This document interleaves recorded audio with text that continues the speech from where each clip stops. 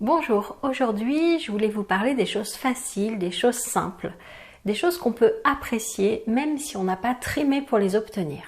Parce que souvent j'ai cette réflexion des gens, ben oui mais la loi d'attraction c'est super, ça marche, mais c'est facile, c'est trop facile.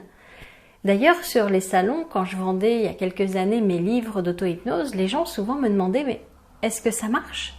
Ça peut pas marcher, c'est trop simple, il suffit de lire et c'est tout. Et je leur répondais pour rigoler, non, ça peut pas marcher comme ça. Ce livre, je vais vous le cacher quelque part en haut d'une montagne, va falloir l'escalader à main nue, et là, une fois que vous serez en haut de la montagne, vous pourrez lire le livre, et là, ça fonctionnera. Parce que dans leur esprit, si c'est trop simple, ça peut pas marcher, si c'est trop simple, c'est pas appréciable.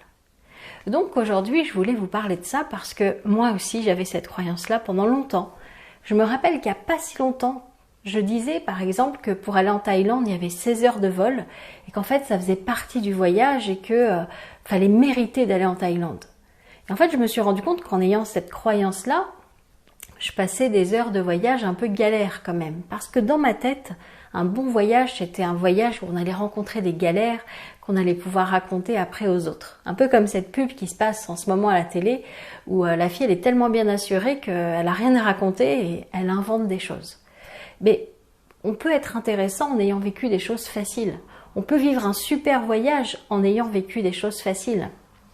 Et on a toujours en idée cet aventurier qui va risquer sa vie et là, il a des choses intéressantes à vivre et à raconter.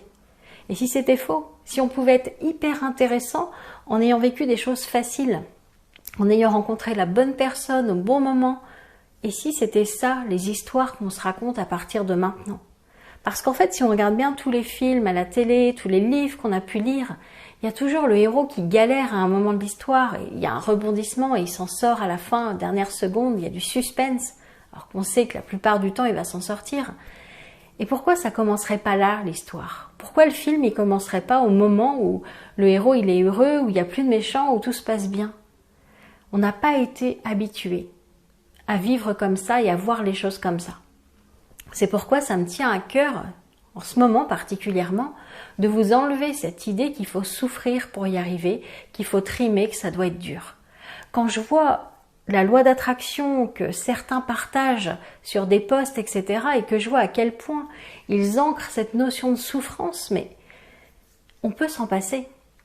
Il y a des gens qui disent, bah oui, mais tu peux pas connaître le bonheur si t'as pas connu la souffrance. Et si c'était faux?